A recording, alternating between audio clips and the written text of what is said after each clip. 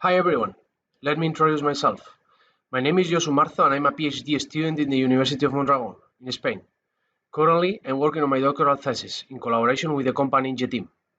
In this presentation, I will expose you my article entitled Reactive Power Limits of Single-Phase and Three-Phase DC-link Voltage Source Converter STATCOMs under Negative Sequence Voltage and Current, whose co-authors are Dr. John Antoni Barrena, Dr. Alain Sánchez-Ruiz, Dr. Gonzalo Abad, and Ignacio Muguruza. Let's start speaking about the framework of the paper. The evolution of self-commutated switching devices, accompanied with the emergence of new multi-level voltage source converter topologies, have allowed to increase the voltage and power ratings of the power electronic equipment. This has permitted the introduction of power converters in high-power medium voltage applications. Foremost among these is the static synchronous compensator. The STATCOM using multi-level voltage source converter is frequently used to facilitate the integration of renewable energy sources or large power-consuming loads in mining and metal processing, by helping to meet the requirements imposed by the power system operator.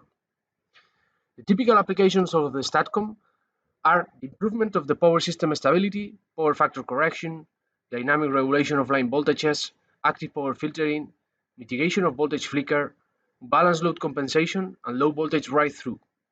Nowadays, the three-level neutral point clamped is the commercially available standard switching branch for medium voltage levels, and it is commonly used for STATCOM. Besides common advantages of multi-level voltage source converters, since their scalable attributes, those based on modular structures are considered as one of the most attractive topologies for medium voltage levels. Among these, the cascade edge bridge and the modular multi-level converters can be distinguished. Requirements from grid codes are changing and have started to demand negative sequence injection capability from the power converters. The imbalance may ask the STATCOM to withstand negative sequence current or voltage, or to generate them in order to balance the current or the voltage at the point of common coupling. Negative sequence components in the AC side have an influence on the DC side of the converter, and depending on the voltage source converter structure using, the DC link can be configured as single phase or three phase. The three-level neutral point clamped is an example of a common three-phase DC link. As you can see in this picture, the three-level neutral point clamp and the fundamental power electronic building block are illustrated. The topology is configured with a three-phase DC link. For its part, an important feature in cascade edge bridge structures is that each power cell is fed by a single-phase DC link. The three-phase clusters of the cascade edge bridge can be connected either in star or in delta. The circuit diagrams of both configurations are illustrated here. As you can see, this topology requires isolated DC energy sources to feed each power cell. Finally, the modular multi-level converter is composed of both single and three-phase DC links.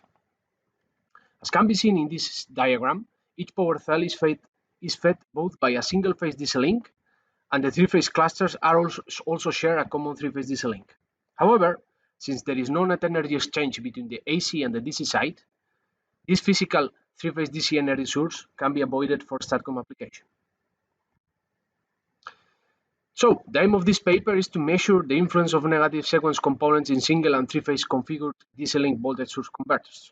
As the purpose of the STATCOM is to give reactive power, the quantification of the impact of negative sequence components is made by means of analyzing the reactive power limits of these converter structures.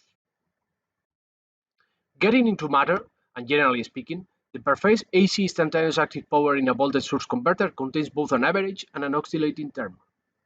The latter oscillates at twice the power grid frequency, and considering both positive and negative sequence components, it can be developed as follows. Meanwhile, the per-phase average active power can be derived as follows. The oscillating active power term has a zero average value, and thus it does not represent any net energy exchange. However, as neglecting the inner losses of the converter, the AC side power should be equal to the DC side 1, oscillating active power is responsible of the second harmonic oscillation in the DC link of the converter, and this oscillation generates a voltage ripple across the DC link capacitor voltages. When there is no cross-interaction between positive and negative sequences, the three-phase oscillating active power is zero. That is, the sum of this power in the three phases is zero. Converter structures with a three-phase DC link, such as the three-level neutral point clamped, do not experience any DC voltage ripple under balance conditions. at least not as a result of the second harmonic oscillation. Nevertheless, while the presence of negative sequence components increases, these new terms arise here, which are common in the three phases. Thus, these terms do not cancel out when added together in the three phases, and are therefore responsible for creating a second-order harmonic voltage ripple in the three-phase DC link.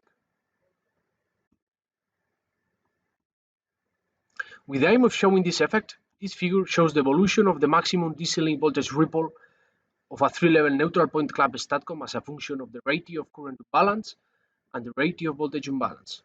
These ratios describe the relationship between the positive and negative sequences. The analytical results have been compared with time-based simulations. It can be seen how both results are very similar.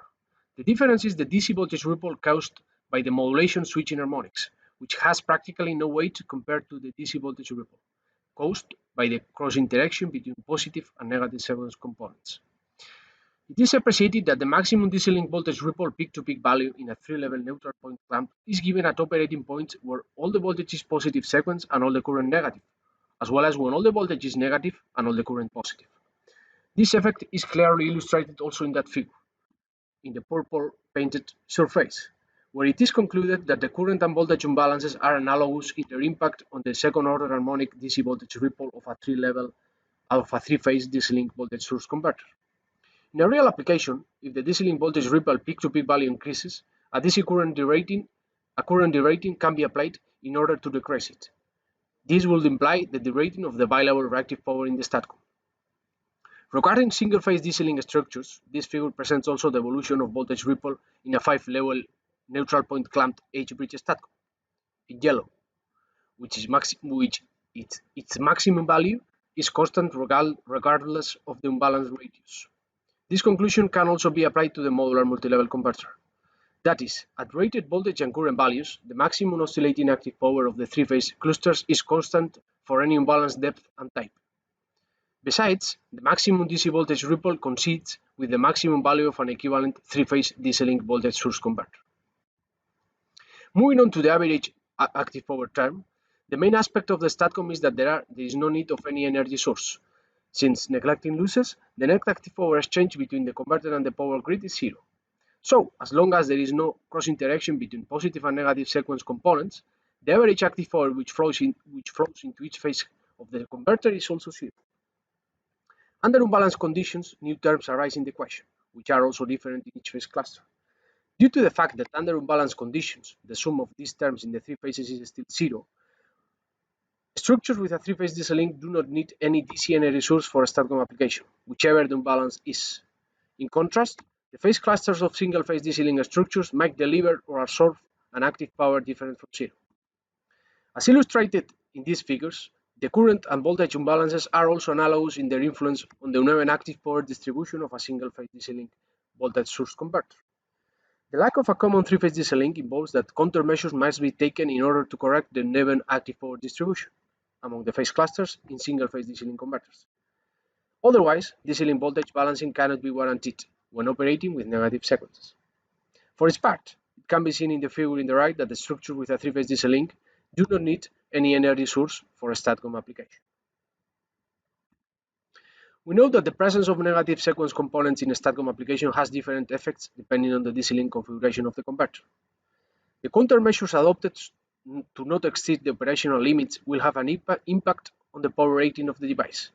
From the statcom manufacturer point of view, the reactive power is the indicative parameter. So we have quantified the positive sequence reactive power limits of the three-level neutral point clamped, the star-connected cascade H-bridge, the delta-connected cascade H-bridge, and the modular multi-level converter. In the three-level neutral point clamp, when the balance increases, the DC voltage ripple does also, and the current is reduced to maintain it, which reduces also the reactive power. If the three-phase DC link is sized with a lower capacitance, the limit begins to decrease at lower current imbalance values. With regards to the star-connected cascade H-bridge, additional fundamental frequency zero-sequence voltage can be injected to deal with negative sequence components. This, depending on the amplitude modulation index, might take that the converter voltage exceeds its rated level and cannot operate. Analogously, a fundamental frequency zero-sequence current is injected in the delta, which makes that the converter current must be reduced so as not to exceed the rated value of switching devices. Finally, as the imbalance increases, the circulating DC current increases in the phase clusters of both half-bridge and full-bridge configured modular multi-level converters. In this case, a derating should be applied to the output current, reducing also the available reactive power of the device. In conclusion, negative sequence operation implies that new terms appear in the active power of the converter. The oscillating active power is responsible for creating a DC link voltage ripple in the three-phase DC link, such as the three-level neutral point clamp. Secondly, the average term affects the power distribution of single-phase DC link structures. Assuming that, this paper has analyzed the impact of negative sequence components on the reactive power limits of a STATCOM. It should be noted that the raised conclusions are extendable to any power electronics building blocks topology used in each voltage source converter structure. So, that brings me to the end of the presentation. Thanks for your attention.